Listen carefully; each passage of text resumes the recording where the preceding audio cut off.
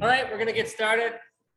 Our next section is conservation conversations with landowners. Rachel is going to be presenting here. Rachel is a veteran Washington NRCS employee of 27 years and a proud Oregon State graduate. What's that?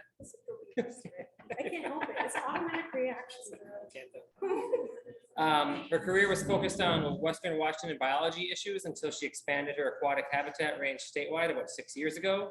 She now enjoys preaching beaver biology and habitat restoration statewide, while prepared to issue emergency first aid to shock landowners and NRCS staff.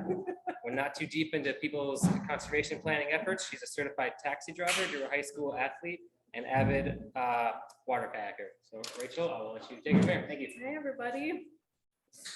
I am really excited to be here today. We'll let everybody settle in for a second. So a couple of little quick housekeeping things before we go.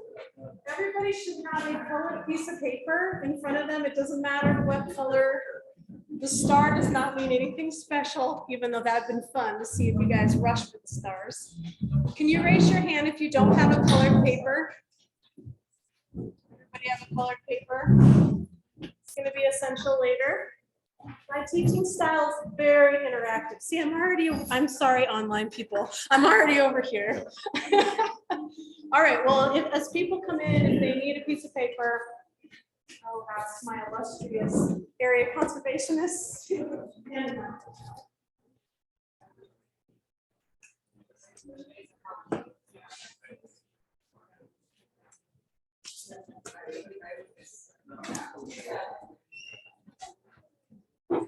I'll also give you like a 10. yeah, I would like to stop my talk by 45. So if you give me a 10-minute warning before that. Start. Sure, that's fine. Yeah. And this goes out. Yeah. Okay. Yeah, that's fine. Will it ring? What's that? Is it gonna I do don't know. It's fine. Right. We're just gonna roll with it. Fair enough. All right, everybody, let's get going. We've got a lot of really great stuff we're going to cover this afternoon. I'll see if I can hold this volume through the entire thing. But thanks for having me back. Teaching at Wade is like one of those special assignments you get, and I always feel really honored when I get asked back. There's been a couple of years that I've taught some really wacky things like stream visual habitat assessment in the irrigation ditch, but we had a good time. We taught some pollinator stuff very early on before I really knew anything about it. So I just kind of winged it and I still get asked back. So I guess that means that we have a good time together. And that's what we're going to do today. And thank you so much for filling the room. This just makes my heart just want to explode. Teaching in person is my passion. And we're going to go on a journey together today. So I titled my talk, Social Science Boring, but Conservation Conversations with Landowners, because all of us that interface with conservation in Washington State end up having conversations with landowners. And our intention at the end of the day is for those conversations to end up with getting something on the ground. That's why we're doing this job. We're not in it to put plans on shelves. So I'm hoping today that you'll take away a few new things. I see a lot of really great veteran employees that I've worked with for years, and I see a lot of new faces. So I think we've got something for everyone today. Is this just a click here? Down. Technology. There we go. All right. So what's in this for you today? Why did you decide to come here? Well, my ultimate goal is to improve your ability to develop riparian conservation plans or livestock grazing plans. Name the type of plan. This is very transparent across all disciplines. And again, we want them to be successfully implemented. We're going to have some emotions. We're going to validate all of the emotions that come around having conversations with landowners, because it's scary sometimes. It's real scary. And I'll tell you some ridiculous stories about my past, because I've had quite the journey here in this conservation community. I'm going to teach you how to make a great first impression. We're going to have a little role play. It's going to be fun, I promise. I'm not going to put anybody on the spot, well, maybe a few. Mostly those people in the back there. We're going to identify potential barriers for landowners. These are the challenges in working with private landowners. We're going to keep it real. We're going to be real. We're not going to pretend. We're not going to be textbook. We're going to get real. And I'm hoping that those of you that have been in this world for a long time can feel comfortable by the end of it when we're going to have a breakout to share some of your own experiences in a small group setting. And I hope you're going to walk away with 7 ways that us, the technical people, can influence landowners. Social science, SWAPA plus HE. Social science comes in at the H. Humans, the human aspect of natural resource planning. All right, first interactive exercise. Nobody be shy. Raise your hand if you have a degree in an ology of any kind. Keep it up there, okay? Keep it up there. Raise your hand if you've got a degree in crop science, range management, animal science. Just keep it up there. Keep it up there. Animal science, forestry. Okay, what am I missing? Crop science, animal science, forestry, all the natural resource discipline. All right, put your hands down. Now, how many of you have a degree in psychology, human sociology, natural resource? Oh, we have one in the back. Excellent. Oh, that's the trouble person then. I'm just going to keep me honest up here. Okay, 1 person out of this entire class. 2 people. I'm sorry. Here you are. 3. Oh. All right. So the social sciences, not well representative in our conservation community, but yet our #1 thing that we have to do is sell this product to landowners, speak to people, convince them that we know what we're doing and ultimately we have their best interest at heart. It's a challenge. All right, it's time to talk about our feelings. All right, so my story, Rachel's story. So here I am. I am in my first senior year of college. I have 2 degrees. I didn't have to do the 5th year for fun. But I'm sitting there and I'm stressing out about summer, right? What am I going to do this summer? Holy crap, I'm about to graduate. I've got no job to go to. What am I going to do? So I'm talking to this kid who I barely know. And he's like, Rachel, do you have a summer job? No, I don't. You got to go check out this SCS. My dad, he works for SCS. I don't really know what he does. I think he's important. Turns out, like my favorite study buddy, his dad was the area conservationist for the Willamette Valley. I had no idea what the Soil Conservation Service was, 0. I grew up in a farming community. My parents had 2 cows, 5 chickens. We lived on 2.5 acres in front of the 80-acre field. My farming experience was sharing popsicles with the chickens and crying when the slaughter truck came in the fall to take the freezer. Okay, those were my farm experiences. I was not a farm girl. And I was like, well, you know what? I'm going to go for this. Why not? Let's interview. Day comes for the interview. I roll in there. I am dressed up. I'm wearing nylons and heels. And the friends of mine in this group know Rachel does not wear nylons and heels because usually that ends up with me on the floor. So I'm rolling into my interview. I'm feeling really terrified. I have no idea what this agency does. And one of the first things the guy says to me is, Rachel, you know that you're going to have to climb fences and you might get dirty. You might step in manure. And then my personality kind of kicked in and I was like, the last time I wore nylons was at my grandma's funeral. That was it. After that, we were friends. Although Oregon did not hire me. Well, that's another story. So my emotions already start to play into what's now been an almost, oh my gosh, 30-year career here. Is that I was terrified to even admit that I wasn't from a farming family. I don't know anything about agriculture, but I did it. I jumped into it. And I will tell you the reason that I'm still here are conversations with landowners. That's what keeps me going. It's like a little mini mystery every single time.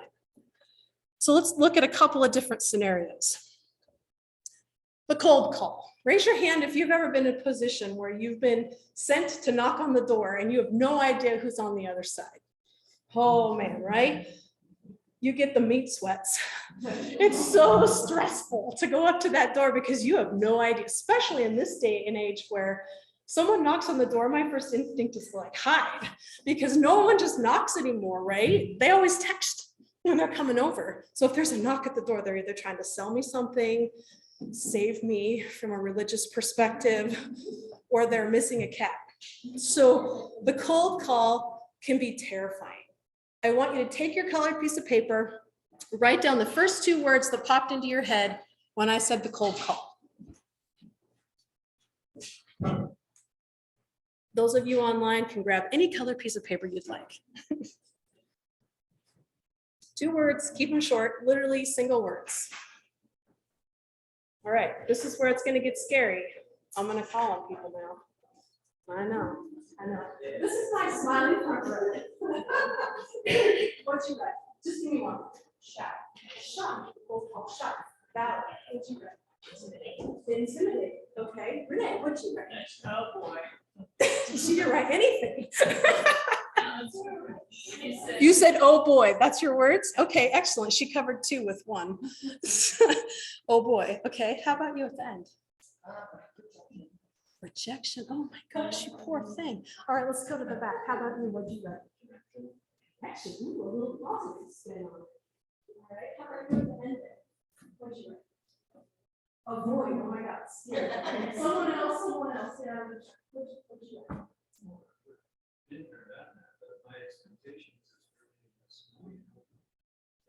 That's true. How about you? Okay, one more. How about you? Oh my gosh, you guys, those are all such negative, scary things. You start to be filled with self-doubt. Do I really know what I'm talking about? How am I going to keep this conversation going if they shut the door in my face? I'm going to tell you, it doesn't always go well, but I want you to know that everyone in this room has been there. And the main point is you don't want to quit. You don't want to stop trying because you're going to get through to some people. And those emotions that we talked about, valid.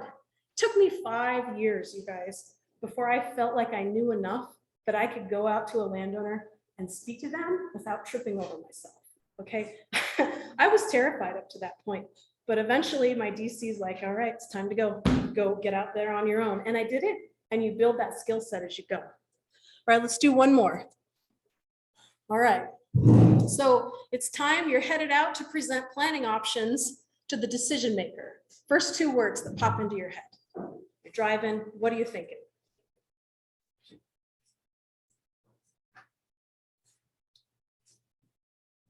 All right, we're gonna go to the way back in the back. How about you? What'd you write? What do you think? I do not think of anything.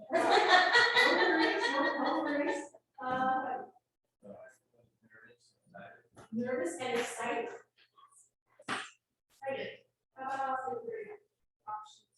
Options, okay, talking options.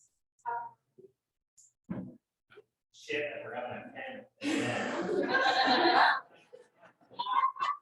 All right, off the top of your head. You're headed out to. Shut up, I'm excited. He's excited. He forgot his pen. I was even excited. That's the problem. Why is this always happening? So we're gonna make sure you go home with like 6 pens, make write that down, extra pens. Got it. Just don't- Yeah, got it. How about I actually also wrote nervous and excited? Okay, that's great. And one more, how about action time? So okay, we're on, all right? Does anybody have to talk themselves up? Like on the way out to meet someone? I do, still to this day. Have I done my homework? Am I gonna look stupid? Am I gonna say something stupid?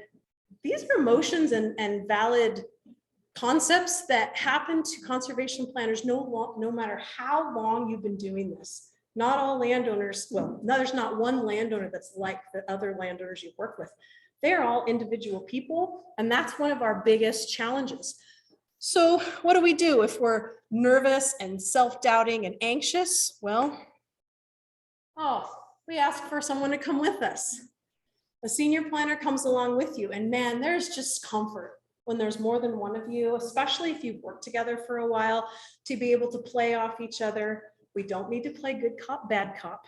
That's something you want to avoid. But if you're anxious, ask for someone to come with you for a while. It works. I am very rarely left alone with landowners anymore. Maybe I should take a note. But usually I'm out there with you all because you've come up with something really cool and you need a specialist perspective. So I'm really blessed that I don't have to have conversations with landowners one-on-one anymore, but that is something that you can do. Oh, hey, there I am. Oh, hi, online people. All right, what now? We broke it, Drew. Well, fix it. Why is it that, you can do PowerPoint at your desk and then you get up in front of people? All right, let's move into first impressions. All right, I'm going to need 2 volunteers from my audience. Okay, come on up. All right, I got to get my car. All right. You know that's from the dog, so you're going to stand right there. Hold on, I got to get my prop. This and all right, first impressions. So we're rolling up to a farm. I'm driving. Of course, not with my cell phone in my hands. That would be wrong. All right, pull up. This is my landowner, by the way.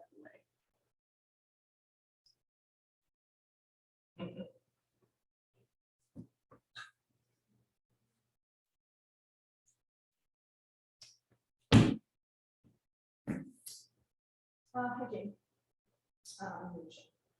Someone told me that you called the office and you have some sort of problem with another mess out of that. You have time to take me back out there and show me that area. Maybe one thing you can think of is maybe pull those animals off the field soon. But we'll take a look at it. Okay. That was literally.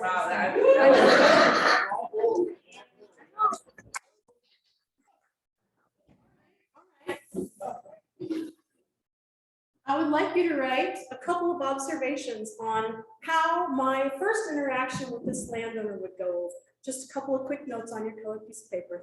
We'll transfer a few onto the get off my lawn landowner. You can see he's not real happy with his body language there. All right, I need one more volunteer. Don't make me pick one. All right, thank you. Come on, literally you have to stand there. All right. I need my prop. My car. My minivan. That's what I drive for the government. Thanks, Dave. All right.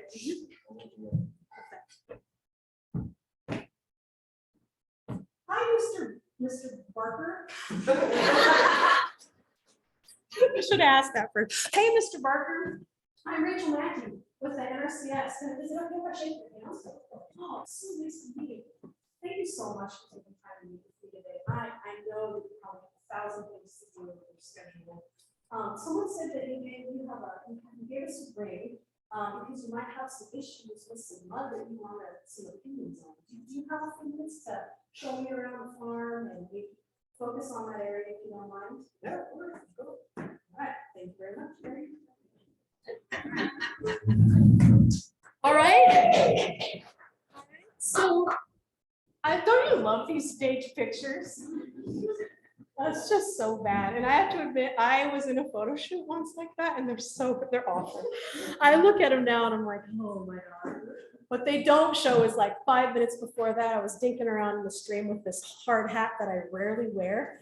And someone threw a hammer and it like hit me in the hard hat. So then I had to go play model. Okay, so very different reading. My first impression with this landowner was very different. Did you write a couple of things down that maybe I did differently on that one? I just want to capture a few main things. So I'm calling this first landowner the get off my lawn landowner. What did I do wrong? Raise your hand. Yep. You come off as uninterested. Uninterested. Don't judge my handwriting. Renee. And that your time is more valuable than their time? Yes. Me time versus their time. What else? You can just shout it out. Unvalued. Very good. Enthusiasm. I had very low enthusiasm. Take out your sunglasses. I don't know how to spell. You know, I get up here and it's like I freeze. That's close enough. Sunglasses, no eye contact. Like we are social creatures. You have to make eye contact.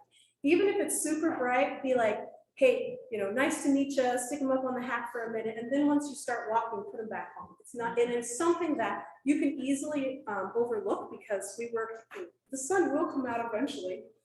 Sunglasses. I can't spell up here. Sunglasses. All right, what else? What else did I do wrong? Is in their issue, you know, by saying, I think I already know, you know, your problem is you gotta take your animals off the pasture. Assume. Excellent. Assume their issue is their fault. What about those darn elk that muck up the pasture? Jumping to conclusions, we'll tick them off right off the bat. Anything else that comes to mind with my get off my lawn response from this guy? All right, let's move to the other one. In contrast, we end with a come on back soon. Y'all. All right, what did I do better on that one? Anyone? Smile. Oh, yes. Body language. What else? You clearly introduced yourself. I tried. I botched their name, but you know. It's good if you know their name. What if you don't know how to pronounce it? Anybody have a trick for that? Sorry, I don't know how to pronounce your name. Can you ask me? Just ask. Yes. How many people forget their name as soon as you walk away? Thank you. That's me. I try really hard to write it down in my notes. And I'm 50-50 if I remember to write it in my notes. And instead of risking calling them the wrong name, I'll be like, I am so sorry. Remind me one more time what your name is. You just got to keep it real. Back to that introductory slide. Keep it real. We meet a lot of people. Some of us are better remembering names than others. I am terrible with names and phone numbers. I don't even know my own kids' numbers. What else did I do better?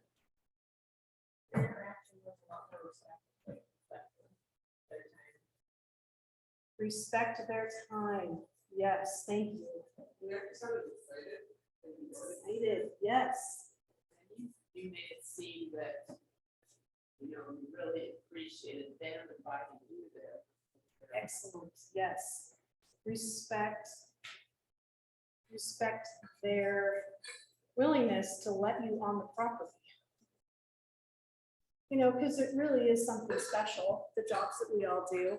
You know, it's so easy for everyone to label everyone in the government as regulatory, right? And we have this high honor to be invited onto people's personal areas. I mean, this is where they're raising their family. This is where they celebrate big achievements and sorrows in their life. And it's where they're making a living or not.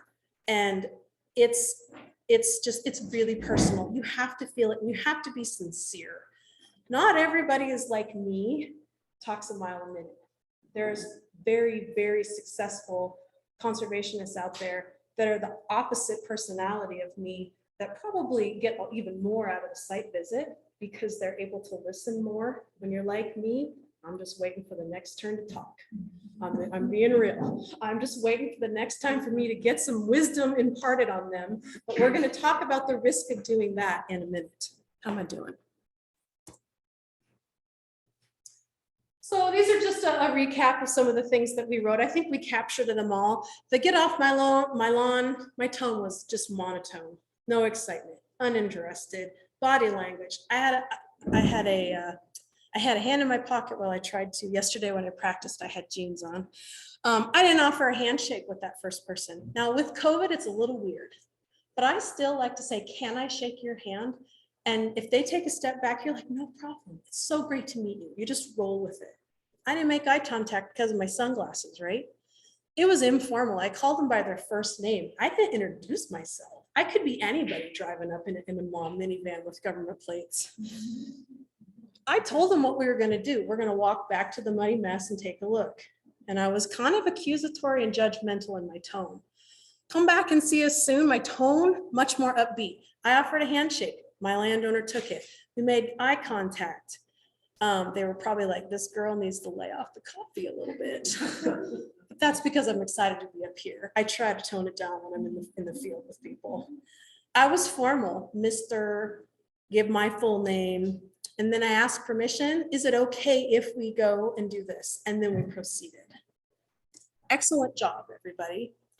First impressions set the stage in building trust. And ultimately, you're not going to be successful in selling conservation unless that person trusts that you know what you're talking about and that what you're recommending is in their best interest. Trust is something that you do not want to break. And that first impression is the way to get there.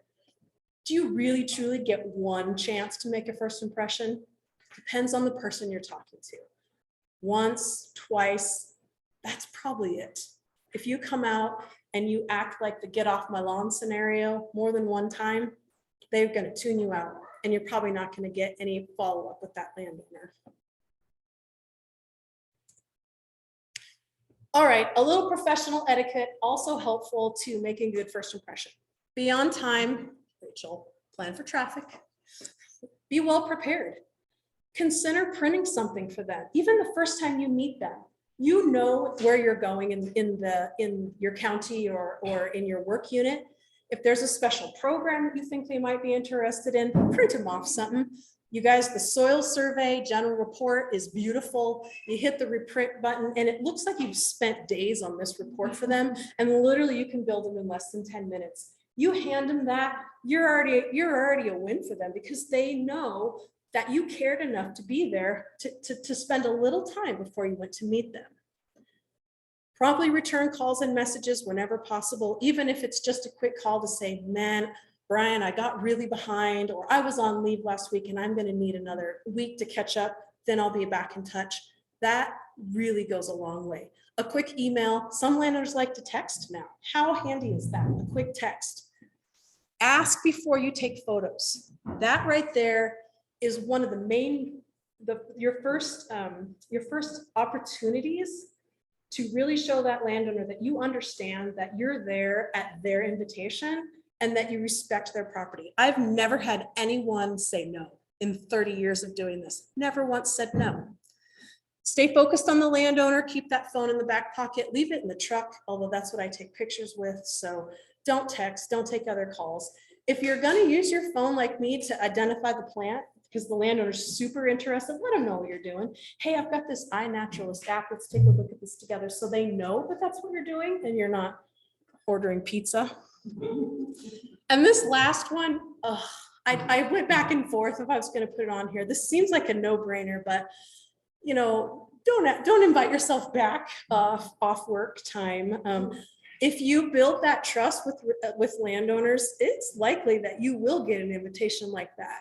And it's up to you guys what you do with that invitation. This is not an ethics lesson, so. Any questions so far? Okay. All right, let's keep rolling. We having fun? I'm sweating up here. This is great. This is so much better than Zoom. Sorry, online people. All right, let's talk for a minute about barriers to getting conservation implemented on the ground. So some reasons that landowners adopt or reject your amazing alternatives that you've prepared for them. We need a pointer. Do we have a pointer in any of this?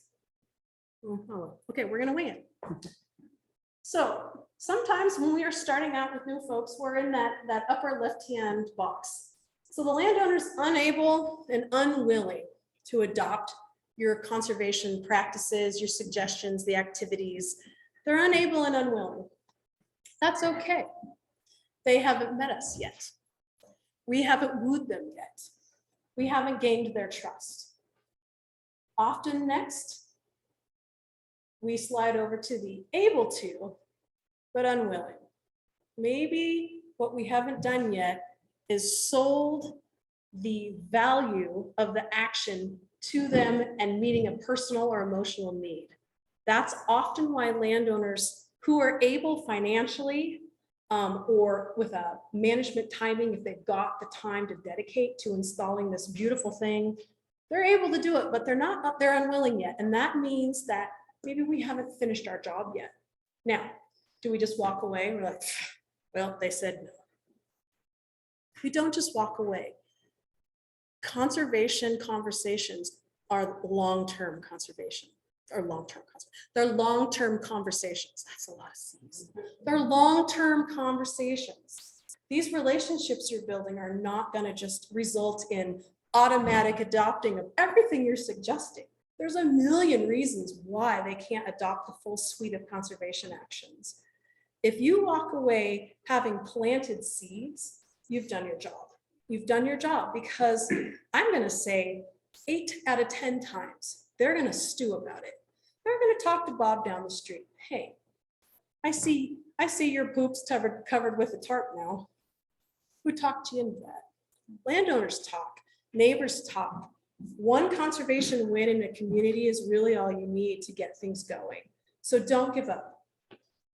Unable but willing. Okay, what does that mean? They're unable, but they're willing to do it. What do we often come back with? Money. Thank you, Renee. Money. All of us have money that we can work with, and grants, NRCS programs. That's where we have to get creative in putting a package together for them. And then lastly, able and willing, that's the win. That's when conservation gets implemented, and that's why we're all in this room today.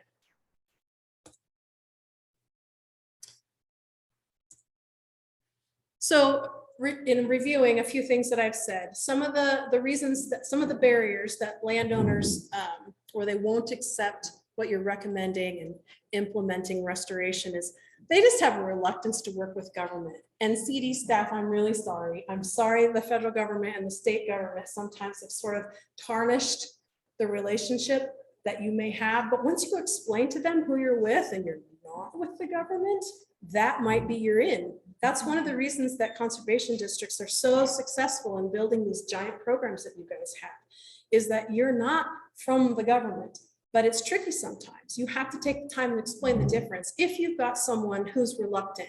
And then once they're in and you've convinced them to sign up for a government program, you're going to have to hold their hand along the way to get them to understand again the value of implementing the thing and why they should sign that contract. Another reason is the landowner still doesn't perceive the need for conservation. You know, you can talk, you can talk, you can talk, and sometimes they're just not going to buy in. But I don't give up. I come back 10 years later and we try a different approach. Big one for concern about loss of productive farmland, especially when the biologist is involved. I'm always trying to take their stream. I'm always trying to take their buffer. I'd like them to stop grazing this and move that and stop farming here. You know, a lot of it is they're concerned about permanent loss of the ability to farm. And I'm here to tell you that I've been born and bred in NRCS, and there is a lot of wildlife habitat we can put on working lands. But that's one little tiny thing. And this is a riparian tract. So thinking about it through trying to sell a riparian buffer, we're going to get some experience together. But that's one of landowners' biggest concerns, is losing that farmland. And ultimately, landowners don't like to be told what to do. We're not regulatory. So our job is to, again, convince them why this is going to make a difference in their own personal story. I'm going to skip this one.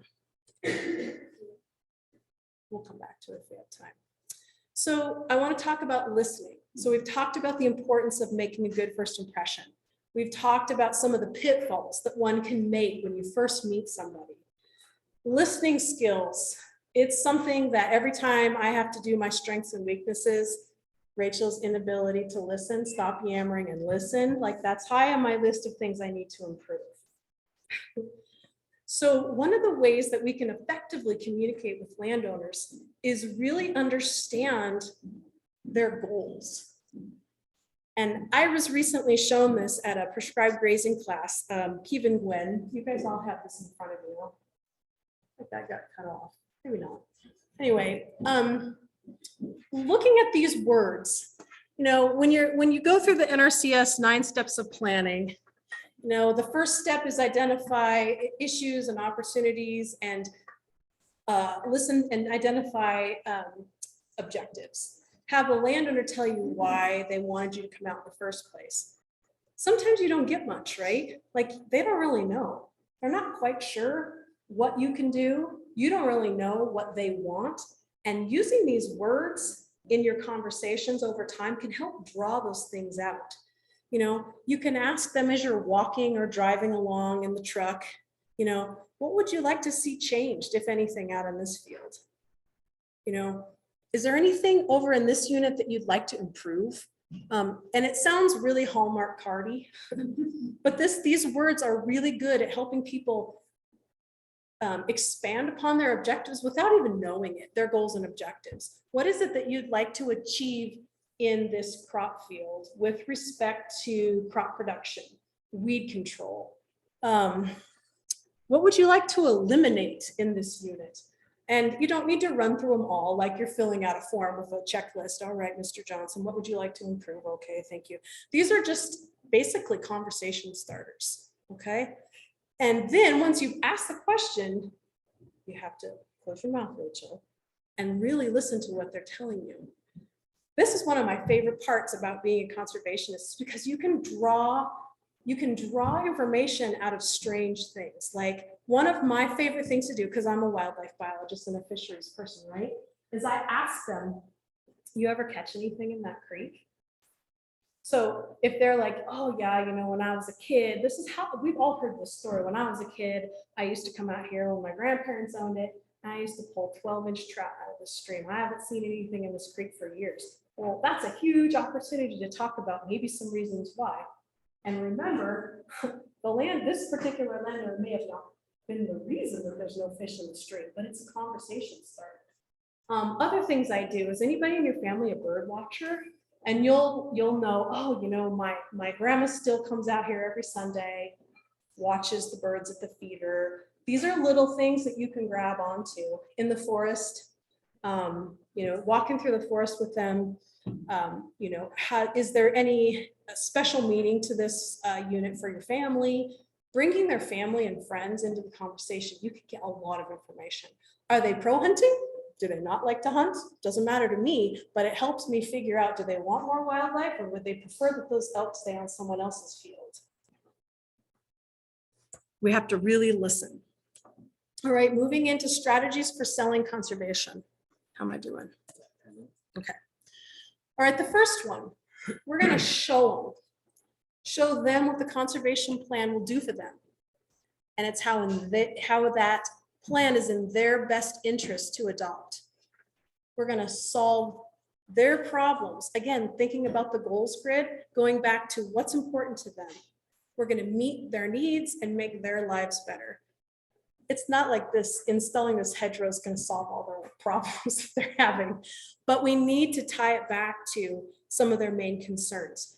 Maybe their concern is with something the neighbors do on their property, and that hedgerow is going to provide a visual barrier to what's happening there. Their concern, maybe they're going organic.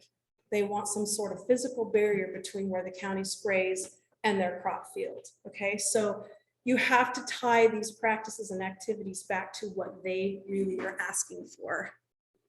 Sometimes it takes a little bit of creativity. We talked about trust earlier. We got to listen to them. We have to hear what they have to listen to what they're trying to say. I often will be at the end of the site visit or just walking around. I'll say, hey, just so I get that right, just so I'm making sure I'm hearing you. I'm hearing you said, boy, I'm having a lot of problems with knotweed. I've tried this treatment and it's just not working. Is that knotweed still something that you're really, really concerned about? Or have you moved on to a more horrible weed? You know, so I'll barf it back to them, just like spell it out for them in what they've already told me. Don't be too quick to offer solutions. That's the other thing. Our first introduction here to Get Off My Lawn, Landowner, I popped out and I'm like, well, clearly you just got to get the animals in the barn sooner and get them off those wet fields. I haven't even seen the pasture yet. You know, you can't jump it. You can't jump the gun. And don't tell them what to do. Offer suggestions. Have you ever considered, what do you think? I've started asking people about beaver because people have pretty emotional reactions one way or the other with beaver. Most of them, like, you can go now, biologist. But I'm like, so tell me your thoughts about beaver. Just talk to me. And you can tell immediately by body language. It's just like, you know, this, or, oh, beaver, I've heard of this, you know, so you can see and then it's your in, or I can retreat and go back into my, okay, well, we're not going to put crap in the stream here. What else can we do to improve water quality? There's always another option. Well, most of the time there's another option. After that site visit, every time, while you're doing it, give them a genuine compliment. I was just out, met a new landowner 2 weeks ago. They had, not even on purpose, left some tall grass in their orchard in between their rows. I complimented on that. And I went over and I showed them the different species of blooming forbs in those taller grass rows compared to what was underneath their apple trees. I walked over, I showed them the difference, and I'm like, this is good stuff. You guys are already on. Already they're feeling empowered, like, okay, this is cool. I'm not a total failure out here. When you get back to the office, give them a quick written summary. I am so bad at this. I really have to practice what I preach more, but thankfully, again, I'm not the one that's communicating directly with the landowner. Josh is already bugging me because I haven't written up that site visit notes for him. But give him something, send him a text, send him an email, give him a quick summary of what you talked about and what the next steps are. Thank them for allowing you to be there in the first place and taking time to visit. Their time is incredibly valuable. Any questions? Any comments? Or someone let me stand up here and struggle. Renee? One of the things I always think of is, would I really invite a stranger on my place? I don't know if I would. And then, so I'm like, always thinking like, wow, this is really an honor, blessing, whatever. And the other one is, would we all really take annual leave from our own jobs to meet this person during the, 8 to 5 business days? So if they're taking annual leave, this is awfully important to them. Yeah, excellent, excellent point. Anybody else? No, it really is. And I often end my day just in awe of some of the places that I get the honor of seeing. It's just incredible. I get paid to go help people. I get paid to drive places that people come from all over the world to do on vacation. So we really are blessed in our careers. So we're going to end the presentation by going over 7 ways us, the technical people, remember all the hands with the ologies and the sciences. Okay, that's us. How do we influence landowners? And these are borrowed from Janine Castro, an amazing speaker from US Fish and Wildlife. She's a geomorphologist. Janine gives a talk called Speaking of Science. If you were ever at a conference and you get a chance to listen to Janine Speaking of Science, highly recommend it. One of those kind of life-changing talks in my career that I've had from Janine. So thank you to her for these. So bringing this down a little bit into the riparian world, because we're in the riparian tract. So people are going to restore the stream and the riparian function because of what it does for them and their land. They're not doing it for me. They're not doing it for the CD, the government, definitely not for the government or anybody else. It's really coming down to what it does for them. And that could be something, a physical change. It could be a social, something social that's important to them, but you have to relate it to what is important to those folks. The needs of that landowner have to be established during the whole conservation planning process through intelligent and comprehensive questioning, okay? Before you make your pitch, you have to understand all of the circumstances that are going on out there. Boy, that's really light out here, but basically what you're seeing in this picture is a straightened ditched stream. And downstream, there's an angry neighbor. She talked about him. She talked about this guy, and guess what? He was in crap. He was in crap, and he was not happy about it anymore because those trees, what happened? What happened? You put it in crap, straightened stream, what happens sometimes? Yes, he flooded because those dang beavers are there. And this gal, beginning farmer, that's something else on the screen. She's a beginning farmer. She grew up on this dairy, but she left the dairy. She went back east to pursue her dream of something. Can't remember, should know that.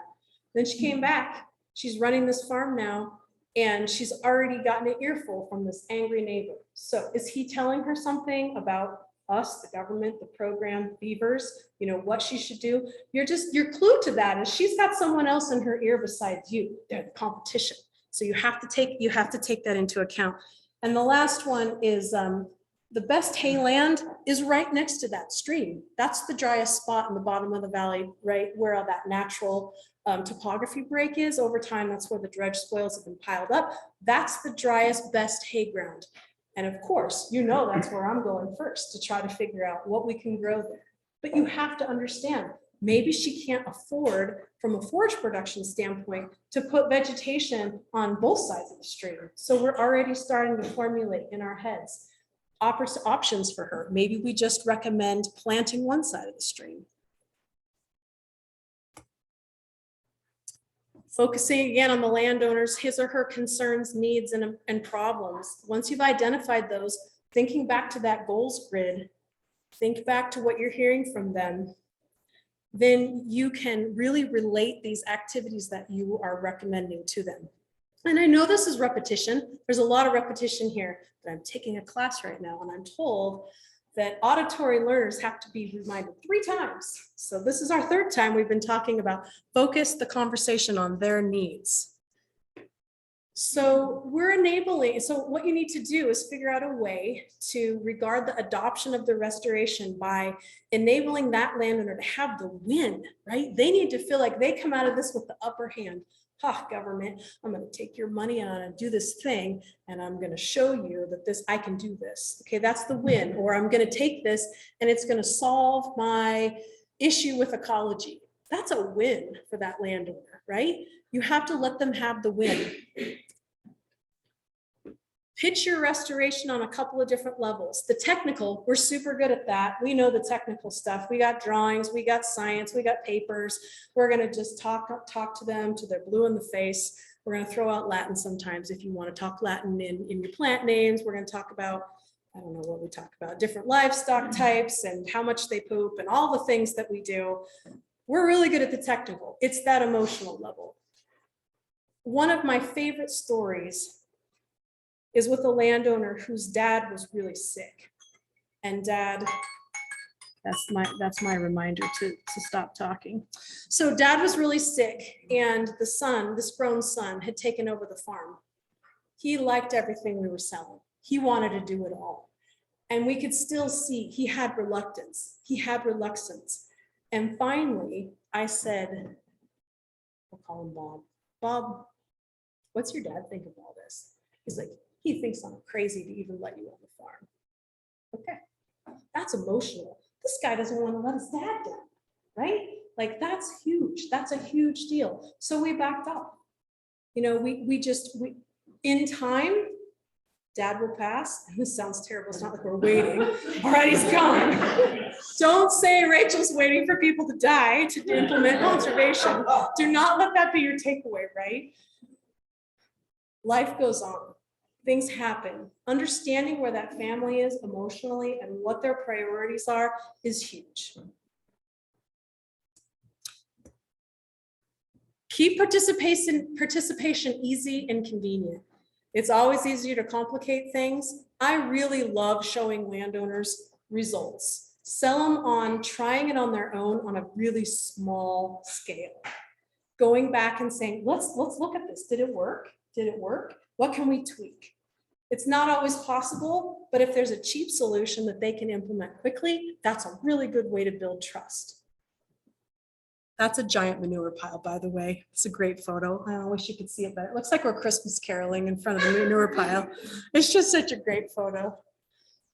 So this one I have to remind myself, because you can tell I'm pretty passionate about what I do. And there's a reason that I've been with this agency for almost 30 years. It's not my opportunity to fill my own personal bucket with, wow, I've really helped someone or changed their life. It's not for me. What we're doing is for these ranchers and farmers. Each visit with them really needs to be about what they need and how we can really help infect change on their land. I'm one, I have to see landowners. And that's the reason why I'm still in an area position. I love it. I feed off of those site visits and learning, and it's like a little mystery every single time. So, but remember, it's not about you. It's about them. All right, we're gonna put some of these skills to use now. So what your little colored thingamabobs mean, can we turn the lights on now? So we can turn the lights on. We're gonna stand up and your little colors match one of the things on the walls, a station at the wall. If y'all want to assemble at stations. So this is a goldenrod. So push the tables in front of you. We're just gonna assemble at our stations.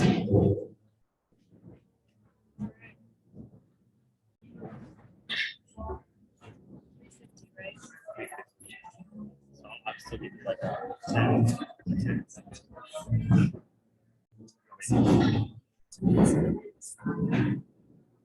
Yeah. 10.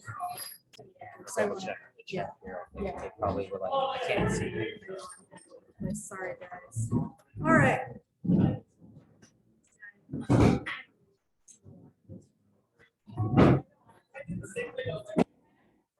I didn't realize that. We all matched up. I see y'all walking out the door. It's gonna be fun. I'm gonna go lock the door.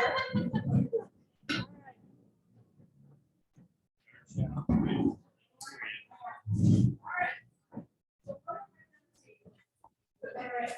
So each one of you, oh, sorry, I should have told you to bring this. He's gonna do this on the screen as well. So this is our task, okay? This little piece of paper here. How will we sell a riparian buffer to this landowner? What flexibility does it offer? I'm not gonna tell you what kind of buffer. That's up for your discussion in your groups. And on the back side, these are some round shots. What this channel or riparian will look like.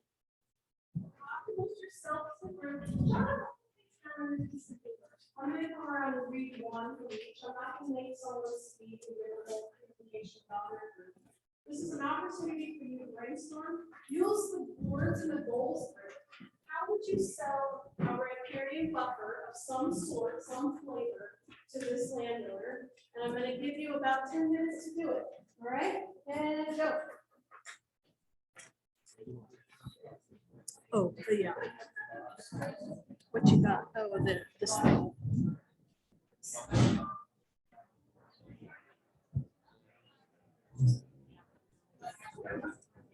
Is that in the link? Is that next? Did I miss that? Darn it. There you go. Oh, this, yeah. They can't see, so like, but I'd rather have them talk.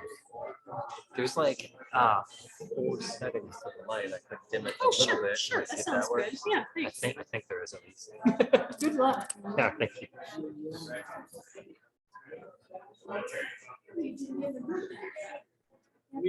We're a group of ACs.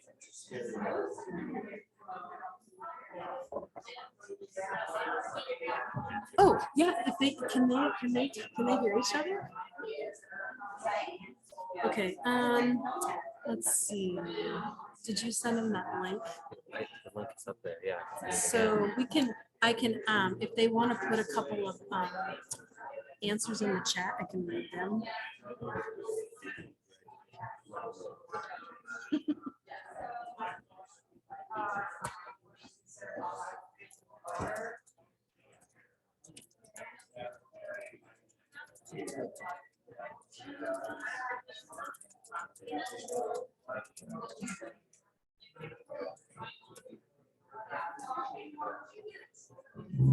I'll go try to dim it just a little bit, see if we can see that.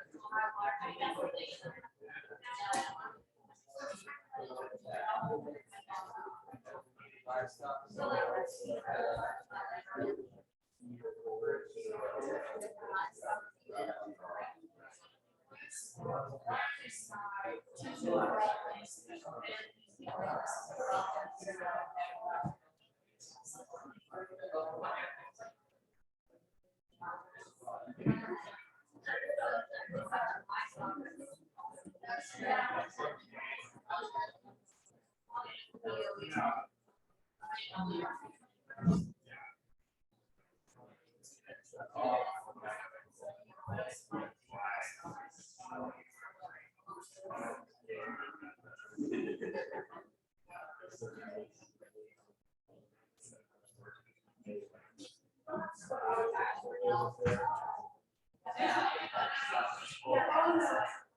right here, we should have some national big piece of paper. There's pens. Sorry, I forgot that pen.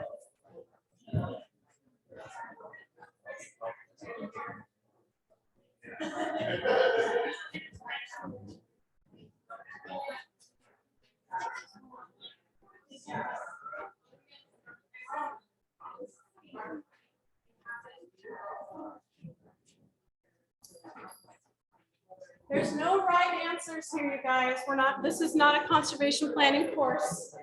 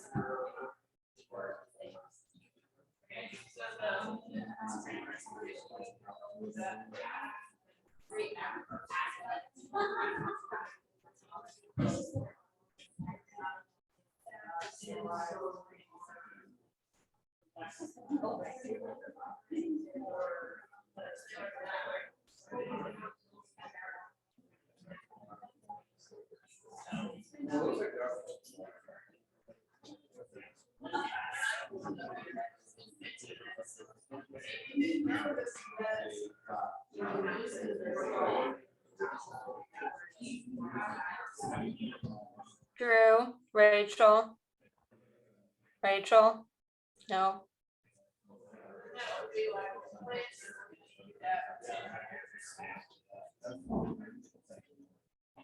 About 7 minutes, y'all, 7 minutes to put some away.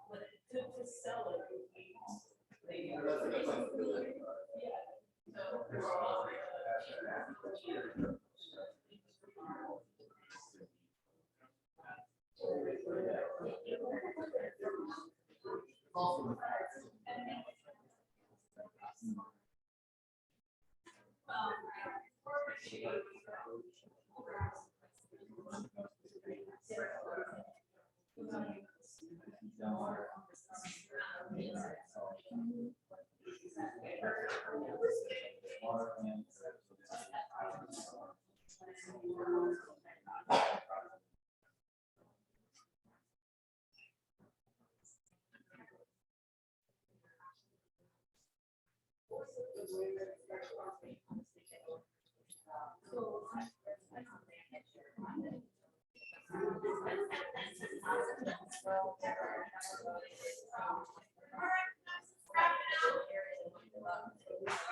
love the engagements. Y'all want to go back to your spots? Unless somebody really wants to talk about the big river. Do you want to see if they put anything in the chat? I don't see it. It would show up, there'd be something there, so there's not.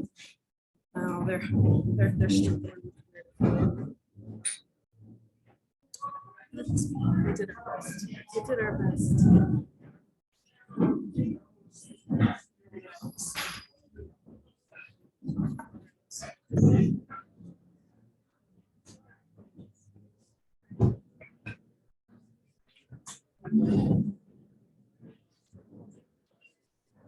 right, you guys, thank you for humoring me. I think it's always important to try to use the skill right away, right? Not go back 2 weeks from later, or 2 weeks from today, think about that. Maybe it was helpful, maybe it wasn't. I love seeing the interactions. Sometimes everybody participating. So this is the farm where we had a lot of great options for the landowner, and then we finally figured out that that was really the main barrier to implementing it. I'm happy to report that we've had a couple of successful eco contracts with this landowner. We still only have woody vegetation on one side of this stream. It's a hedgerow. We started with what he gave us. We have livestock exclusion fences on both sides of the fence. We've taken out 2 of the crossings and we've put a big box over to improve fish passage on this very much rich season. So that's where we're at. We've got plans in the future to do other in-stream habitat work. This is a channel that drains into the Scoopachap, which is from Thurston down to Lewis County. This channel is used primarily during high water. I'm sure it's quite full right now. And it's off-channel habitat for fish that are at Scoopachap River. So how did this group decide to sell conservation and sell a buffer to this landowner? All right, so the reasons that they called were because of seasonal high water, and they wanted better drainage capacity. And well, there's more water now maybe than there was in the past. This is probably not here, but they were talking about animal health. That is really excellent, right? Most landowners are very, very, they get very, it's very personal. The condition of their animals is very personal, not for everybody, but for most people, because what? They're invested, right? Especially now. Price of buying steers is ridiculous. So animal health, less mud, more reliable, Reliable access to water. Oh, reliable access to water. Okay, excellent. I'll do one more.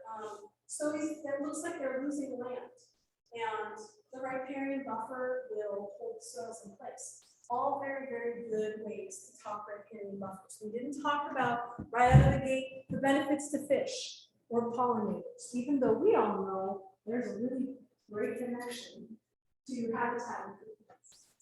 So what do we come up with here? So these folks, they went out, they talked about the value of the stream well. We talked about the benefit of livestock off-channel water. Really good. Also can lead back to improvements in livestock health. Right. Talked about incentives, excellent incentives to work with us, maybe financial incentives to work with us. And ooh, I love this last one. It sets them up as an interview. Maybe this landowner being here in their community. Some people really get excited about that. Other people don't anybody they're doing the thing that we are doing. They don't want anybody to know any perspective. That's the end of the story. So this group sold this buffer, talking about flooding. There will be lots of conversations about when does the water come, when does it leave, how is this buffer going to affect flooding. We looked at cost share programs, protecting infrastructure. That's great. Looking at what the current situation is doing to those crossings, right? We get a lot of sediment, a lot of bank erosion. that's plugging up the culverts. That's a real pain. I gotta come out there. It's Christmas Eve, the day culverts plugged again. I gotta go out there and unplug it. Ooh, it's happening in the winter. So selling that buffer on soil stabilization and preventing bank erosion to reduce overall labor, excellent way to do it. We talked about habitat benefits, actual, visual, and habitat quality. I love that visual, you know, who doesn't love to look out and see roses when it's time of it? It's not. Okay, so that visual aesthetic, that might be really important to that landowner. Maybe they're really into pollinators. Maybe they have honeybees. That's another way of selling it. All right. Back to this one. See, I love watching people how they record their thoughts. This is how my brain works. I love this. This is a narcissistic person. So we sold this buffer. We asked them, we're talking about likes and dislikes. How can we help with all their likes and dislikes? Talked about their needs and goals, their passion. What is exciting? They've been a long time restaurant user. Are they really proud of the family? Is this important to them or I just want my first turn. I really don't know. Passion. History. Oh, another excellent word. Knowing the history. How long is there? How long has one man? How long is the land in the family? Another great word. So that emotional level, I can't underscore it enough. Okay. Over here. All right, we saw this buffer. Ooh, avoiding regulatory problems. Excellent. Now we have to be careful, right? Because we're not the regulatory. Where's my cat? But sometimes if we gotta look at regulators, it's possible. So you know what we want. It doesn't happen. And sometimes that's right. There's already been a call. Someone's upset. A neighbor reported us. They got a scary letter. We come in to help save the day. That's a huge enticement into adopting conservation. Staying out of trouble with regulators. Avoiding fines. We talked to them about preserving the waterway and maybe that water gets pumped out for livestock use. So we want to make sure that water quality stays or the water quantity stays. We look at water quality improvements and overall improving the operation and the waterway. I think that's excellent. Looking at the big picture is kind of selling it on the big picture, not necessarily just this footprint buffer, but looking at how improving this buffer and this stream will affect the rest of the operation. You have more water, you have clean water, that's going to improve. That's going to improve the overall operation. Okay, let's see. Ooh, I love that. What do they see for the future of the property? That is an excellent opening question. Where do you want to be in 5 years? 2, 10 years? What do you want to see?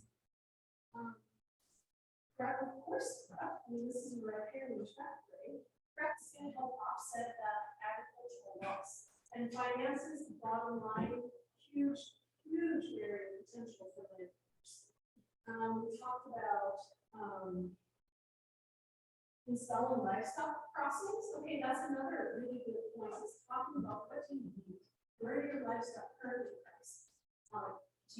Does it make sense that your operation come move your animals where they currently cross? Could we improve how you get cattle or sheep or beef or stuff from one grazing route to the next by making improvements to terrain? And sometimes you guys, riparian buffers are sort of that add-on. Boy, we'd like to look at this string holistically, right? So we're going to get you something that you really want, which is a new crossing. But what we're going to need in order to get that new crossing is we're going to have to give WDFW some sort of buffer. Can't throw in that regulator under the bus a little bit. But WDFW's HBA is going to require some revegetation along that stream if they're going to permit a new crossing. So talking to that landowner about the big picture. You give them the win, get that new crossing, but they've also started some level of riparian buffer. And you notice I'm not hitting hard on woody vegetation. You know, of course, as a wildlife biologist, wherever it's suitable to grow woody vegetation and feasible, I'm loving just trying a little bit, couple of rows, give me something. But there's so much value that comes with putting in a variety of herbaceous buffers as well. And so that's one of the great things about our jobs, right? Is we get to explore all of those opportunities. It's not going to solve all of the resource concerns, but we can definitely start to solve one and give that landowner something that they really have wanted the whole time. Good job, you guys. Give yourselves a hand. Okay. Let's see, put the presentation back up. Is there anything in the chat? Let's see. Hold the phone here while I see. Oh, nothing in the chat. Okay. All right. Thank you for your patience, online audience. So to wrap this up,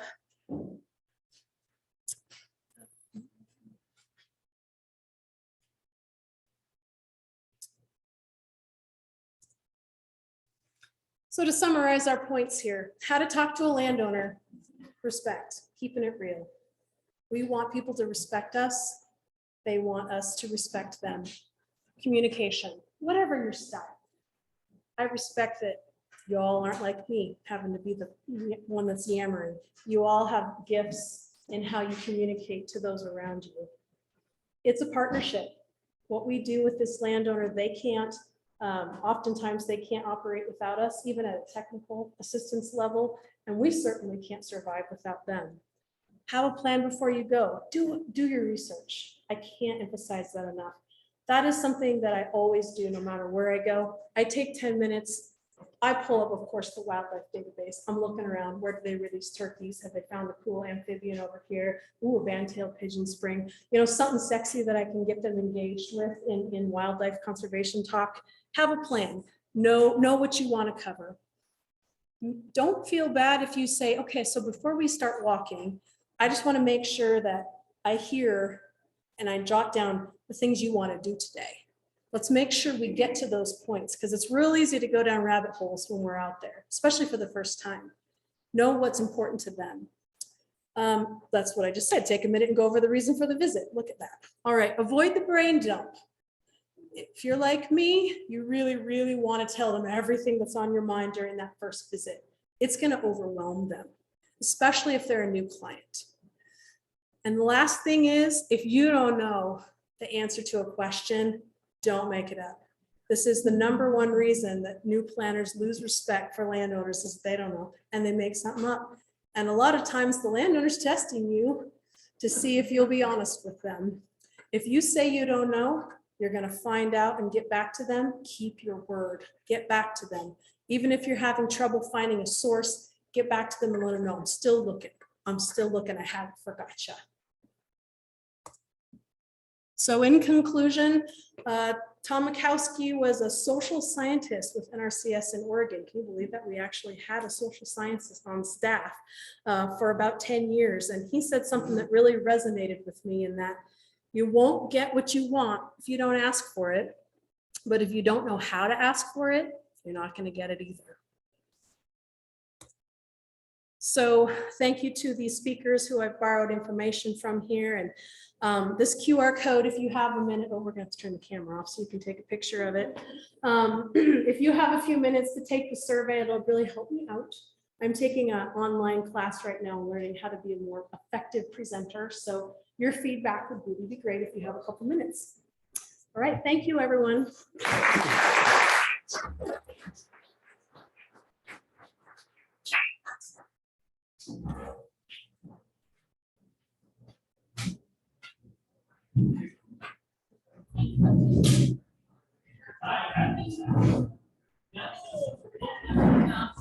That's so nice to have you.